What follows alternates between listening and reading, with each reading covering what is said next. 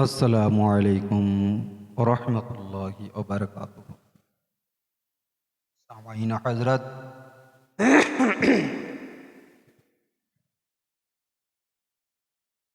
सबको मैंने तहे दिल से फिर और एक बार सलाम करता हूँ।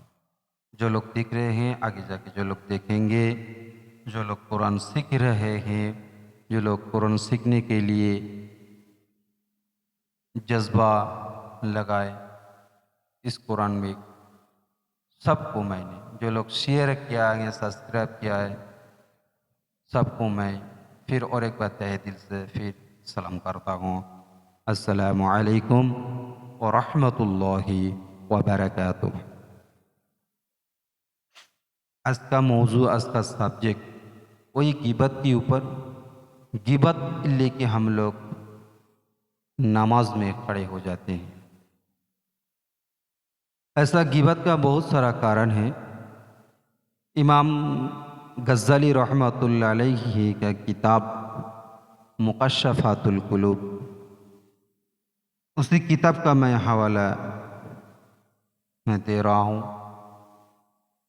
दूंगा इंशाअल्लाह।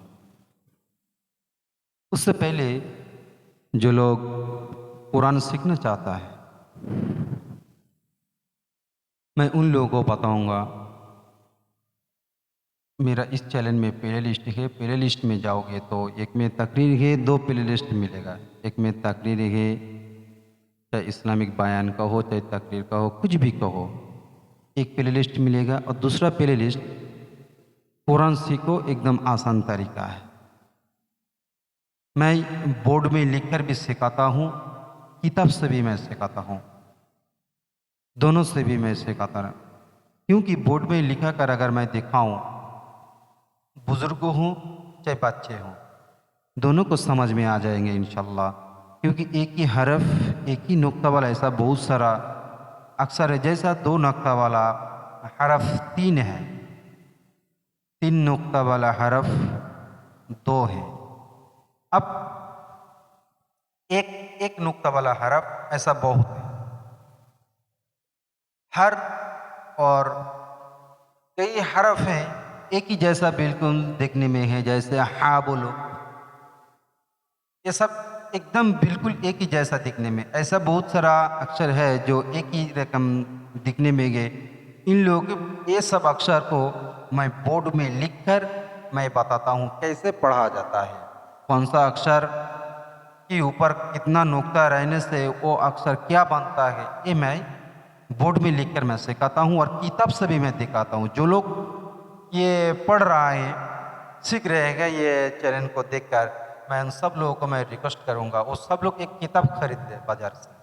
किताब खरीदने से तुम्हारा फ़ायदा क्या होगा? कहीं भी तुम अकेले घर में रखो, पढ़ते नहीं हो, लेकिन तुम किताब मोबाइल देखने से देखकर तुम सीखते रहते हो। कभी तुमको किताब पढ़ने से फुर्सत मिलता नहीं है, लेकिन फिर भी एक किताब खरीद कर, नूरानी कायदा खरीद कर, क्या बगदादी कायदा खरीद कर ये तुम घर पे रखा करो। अगर तुम ये रखोगे तो एक दिन न एक दिन तुमको वो इस मोबाइल से देखने के बाद तुमको दिल करेगा किताब से भी थोड़ा सा मिला के देखो। जब तुम किताब से मिला के पढ़ोगे ना, तुमको बहुत खुशी महसूस होगी, अच्छा लगेगा तुमको पढ़ने में, और तेजी से तुम पढ़ सकते हो। थोड़ा सा किताब से भी एडजस्ट कर लोगे, थोड़ा किताब देखकर भी पढ़ोगे, मोबाइल से देखकर भी पढ़ोगे। अगर ये मेरा पढ़ाने का टेक्निक स्टाइल अगर तुम लोगों को अच्छा लगे तो ज़रूर सब्सक्राइब करना। अगर अच्छा ना लगे कि लेकिन मेरा ये तरीका अच्छा ना लगे, किसी दूसरे को भी इस्तेमाल करो। ऐसा मेरा जैसा चैनल बहुत सारा चैनल है। जो चैनल आप लोगों को अच्छा लगे वो चैनल तुम्हें चॉइस करो। वो चैनल चॉइस करके उसी को तुम लोग सब्सक्राइब करो। सब्सक्राइब करने के बाद उसी से तुम लोग सीखो, लेकिन कुरान सीखो जरूर। कुरान बगैर कुरान सीखने से कुरान ना सीख कर तुम दुनिया से मत जाओ। कब्र में जाओगे तो रब ने ये बताएगा कि मेरा बंदा, मेरा भेजा हुआ जो किताब था वो किताब भी पढ़ नहीं सकता, लेकिन तुम मरने के बाद तुम्हारा जबान अरबी जबान हो जाएगा। फिर भी तुम कुरान पढ़ नहीं पाओगे। कुरान पढ़ने के बाद ही तुम दुनिया से, कुरान सीखने के बाद जाओ। कुरान सीखते सीखते अगर तुम मर जाओगे तो याद रखना तमाम जिंदगी का वो सीखने का जो गुनाह था वो तुम्हारा माफ हो जाएगा। अल्लाह पाक ने तुम्हारा माफ कर दिया, क्योंकि तुमने कोशिश की है। आखिरी टाइम में भी तुमने कोशिश की, लेकिन सीख नहीं पाया, तुम मर गए हो। रब और भी खुश हो जाएगा, मेरा बंदा जवानी में ये सीख नहीं पाया, लेकिन बुढ़ापे आके ये सीख रहा है। फिर भी और जवानी में जो लोग अभी तक नहीं सीखे, वो लोग जरूर सीखे, वो लोग जरूर सीखो कुरान को। मेरा चैलेंज ना सही, किसी दूसरे को भी ये करो, चॉइस करो। ऐसा मेरा जैसा चैलेंज बहुत सारा है, बहुत सारा चैलेंज है। किसी का भी तो एक ना कहीं एक का भी तो तुम्हारा चॉइस होगा इंशाल्लाह, उसी से तुम सीख लो। अगर मेरा चैलेंज को अच्छा लगे तो मेरा चैलेंज को सब्सक्राइब करो, अगर ना लगे किसी दूसरे का करो, लेकिन तुम कुरान सीखो। यही मेरा कहना है। तो भाइयों और बहनों, माताओं, ये जो मैं बात करने वाला तीसरा नंबर पार्ट है गीबत, चुगलखोरियां, चुगली करना, ये कितना खराब है, ये मैं बताऊंगा इंशाल्लाह।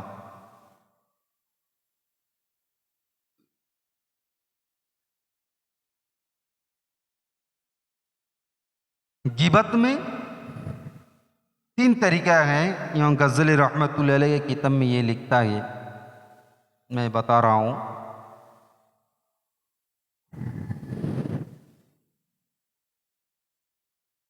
ये गिबत जो करता रहता हूँ, गिबत करने के बाद एक जो सबसे बड़ा गिबत है, गिबत करके जो लोग गिबत करते हैं उसका दुआ कभी रब ने कबूल नहीं करता है।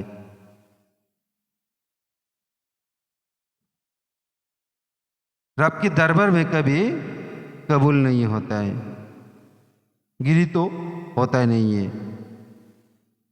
2 नंबर,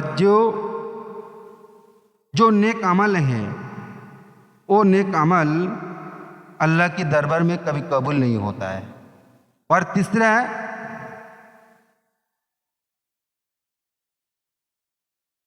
ऐसा बहुत सारा जो पाप है, भरा पाप, तुम्हारा पाप की घड़ा भर चुका है, हैं? ये सब लोग एक दूसरे को बात लगा के किसी को भड़का देना। मैं किसी दूसरे को पास जाके मैं एक बात बोलता हूं और दूसरे को पास जाके वही बात लेके थोड़ा रंग लगा के, थोड़ा चटपटी मसाला लगा के और थोड़ा इंटरेस्ट बना के मैं दूसरे को सामने पेश कर रहा हूं। इसका बात लेके उसके ऊपर जाके बोल रहा हूं। मतलब ये सबसे बड़ा खतरनाक है। इसी के आदमी को कहते हैं दुगलापन है, इसको कहते हैं दुगलापन। ये रसूल पाक सल्लल्लाहु अलैहि वसल्लम ये कहता है इसका जहन्नुम में 2 ज़बान होंगे, वो भी अग्नि का, जलते हुए लावा की जैसा अग्नि का 2 ज़बान होंगे। ऐसा क्योंकि दुगलापन जो करता रहता है, कभी इधर कभी उधर, इधर का बात उधर लगाता है, उधर का बात इधर लगा के बीच में रहकर वो मजा लेता है। दुनिया में अगर तुम लोग ऐसे करते रहोगे तो याद रखना एक दिन जब मरोगे तब पता चलेगा इस दुनिया में जब तुम्हारा ज़बान एक है, मरने का बाद जहन्नुम में यही ज़बान तुम्हारा 2 होंगे। वो भी ऐसा नहीं है अग्नि का है, आग से बना के तुम्हारा ये ज़बान बना के रब तुमको देगा 2 ज़बान, क्योंकि तुमने दुनिया में इसका बात उसको लेके दुगलापन जो तुमने किए हैं, इसीलिए जहन्नुम की आग से तुम्हारा दो ज़मन बनाया जाएगा। इतना भयानक काम होगा, क्योंकि हम लोग कभी इसके ऊपर गौर नहीं करता रहता हूँ, क्योंकि दुनिया हमारा हमारा करते करते चले आ रहे हैं। ये दुनिया कभी तुम्हारा साथ नहीं देने वाला। एक दिन तुम्हारा ये दुनिया तुमको छोड़ना पड़ेगा, छोड़ के तुमको कब्र में जाना पड़ेगा। तब तुमको पता चलेगा तुम्हारा क्या है, तुम्हारा क्या नहीं है। तुम्हारा बदन में जो है ऐसा एक जगह है जो तुम्हारा ही है, लेकिन तुम देख नहीं सकता है, लेकिन फिर भी तुम्हारा है। तुम देख नहीं सकते हो, फिर भी तुम्हारा है। वो जो हम लोग का जो पीठ है, वो पीठ हम लोग कभी देख नहीं सकते हैं। किसी की हेल्प की बात, अगर किसी की हेल्प लो, किसी शीशा की हेल्प लो, तब जाके तुमको पीठ दिखता है, लेकिन फिर भी थोड़ा आड़ा टेढ़ा होना पड़ता है। ऐसा दुनिया में इंसान रहता है, बात करना उन लोगों को आदत है। वो लोग ऐसे भी पूछेंगे, मेरा पीठ मैं देख सकता हूँ। जो घमंड है जिसका, वो बोलेगा मैं देख सकता हूँ, मेरे पीठ मैं देखा रहा हूँ, देखो ये शीशे में मेरा पीठ मैं खुद देख रहा हूँ। ऐसा घमंड है, लेकिन बताने का मतलब ही नहीं। तुम शीशा छोड़ के एक बार देखो, पूरा बदन में जितना जगह है, सामने आगे पीछे, ये सब मैं जितना देख सकता हूँ मेरा है, लेकिन मेरा ही ये शरीर में एक जगह है जो मैं देख नहीं सकता, वो पीठ है। मेरा नहीं है वो, फिर भी मैं देख नहीं सकता, लेकिन फिर भी मैं मेरा मेरा करता हूँ। हमारा हमारा करता, मारा मारा फिरता रहता हूँ। वही जिंदगी में खाना पीना, गीबत चुगलखोरी करते करते जिंदगी गुजर जाते हैं। कभी इबादत करने का कभी मौका ही नहीं मिलता है। कब्र में जाने के बाद लोग कहता है जान छूटी। हकीकत में जान छूटी नहीं है, जान को अब पकड़ी गई। जान तो छूटी नहीं है अभी, अब जान पकड़ी गई है। दुनिया से तुमने क्या लाया दिखाओ। हम लोग इस संसार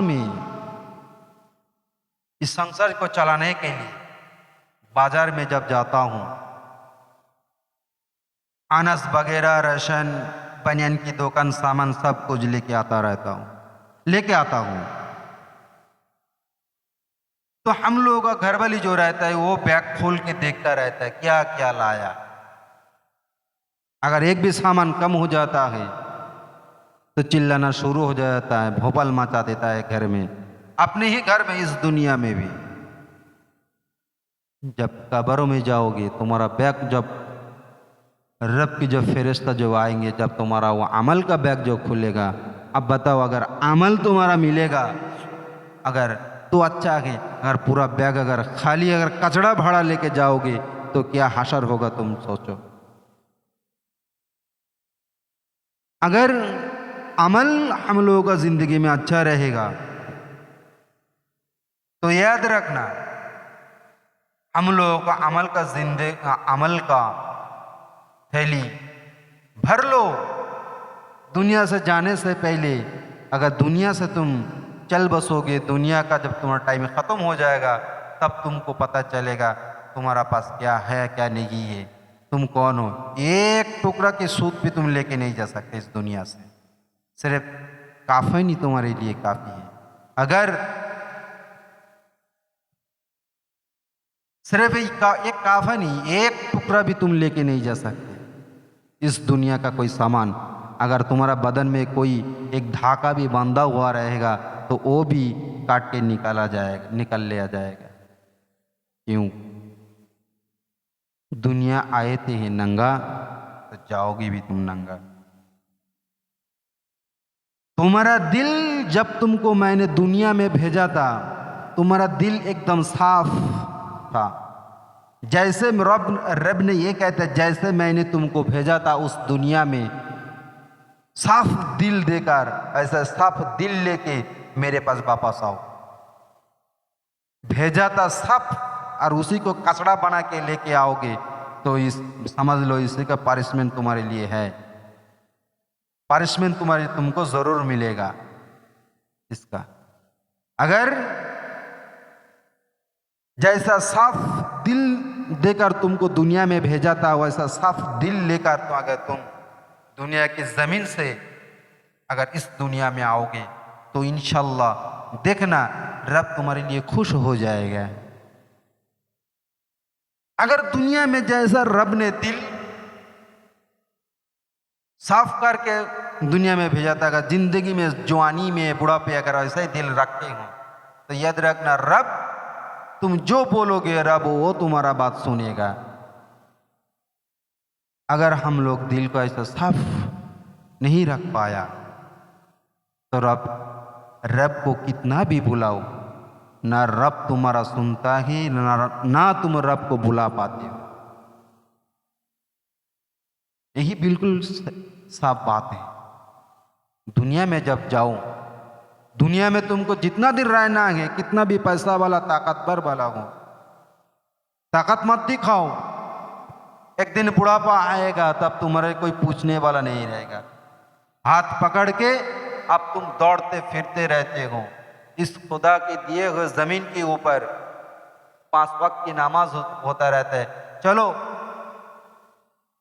टाइम नहीं रहता है मान लेता हूँ, शैतान की वसवसा हम लोगों को दिल का एकदम पूरा तरीके से घेर लिए हैं, कब्जा कर लिए। लेकिन एक बात दिमाग में हमेशा रखना, तुम लोग रिक्वेस्ट है मेरा, ये बात अच्छा लगे तो ज़रूर तुम लोग किसी दूसरे को शेयर करना।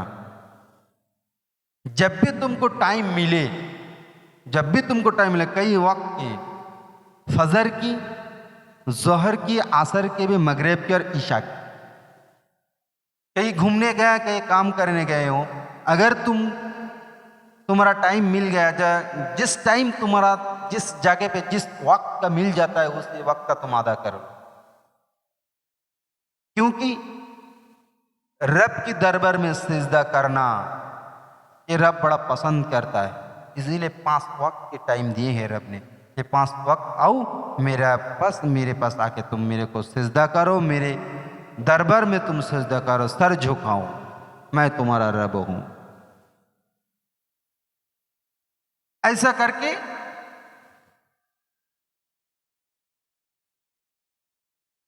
ऐसा करने से रब भी खुश हो जाते हैं।